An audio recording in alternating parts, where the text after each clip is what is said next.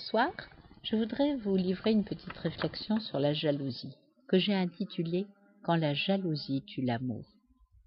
Du petit pincement au cœur que peut ressentir celui qui voit son ou sa bien-aimée un peu trop proche d'un rival, à la folie meurtrière d'Othello, il existe de nombreuses manifestations de jalousie. Cependant, toutes ont un lien avec l'attachement qui peut aller jusqu'à la possessivité, pour ne pas dire la possession, et toutes sont animées de peur.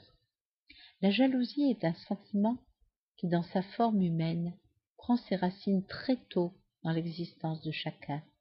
Dès qu'un doute s'installe sur ma valeur, ma place, l'amour que je mérite de recevoir, dès que s'instaure une compétition, c'est ainsi que le jeune père peut déjà se sentir jaloux de son enfant, si son épouse a tendance à le négliger, tout occupé à ses nouvelles fonctions de mère.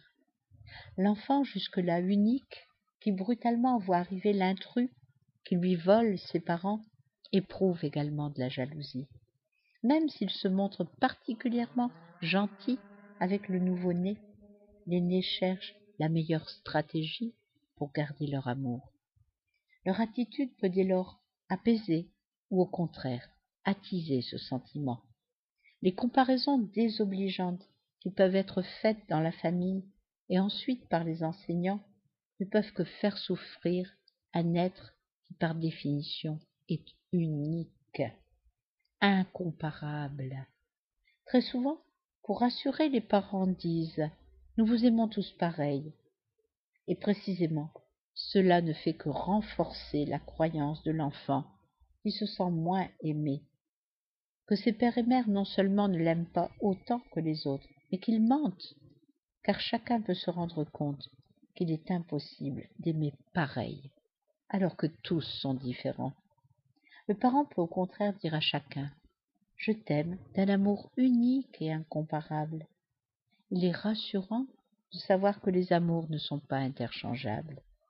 Cette notion est particulièrement importante quand une famille connaît le drame causé par la mort d'un enfant et se retrouve avec de l'amour inemployé qu'elle reporte parfois sur un frère ou une sœur ou un enfant dit de remplacement. Celui qui reçoit de l'amour qui ne lui est pas destiné ne reçoit rien. Celui ou celle qui dans l'enfance a eu des craintes sur sa valeur éprouve de la difficulté à croire en l'amour. Il réclame sa part, mais pense inconsciemment ne pas être digne d'être aimé, et toujours inconsciemment s'arrange pour saboter le possible d'une relation amoureuse en la parasitant par sa jalousie. Contrairement aux idées reçues, le jaloux ne souffre pas d'un excès d'amour et d'une peur d'être quitté. Le jaloux ne s'aime pas lui-même et provoque que l'autre le quitte. La jalousie tue l'amour. Vivre avec un jaloux devient vite un enfer. Le jaloux épie, surveille, interroge, et aucune réponse ne suffit à le rassurer. Celui qui rend des comptes, qui amène les preuves de sa bonne foi, de sa fidélité, de son amour exclusif, ne réussit pas à le guérir.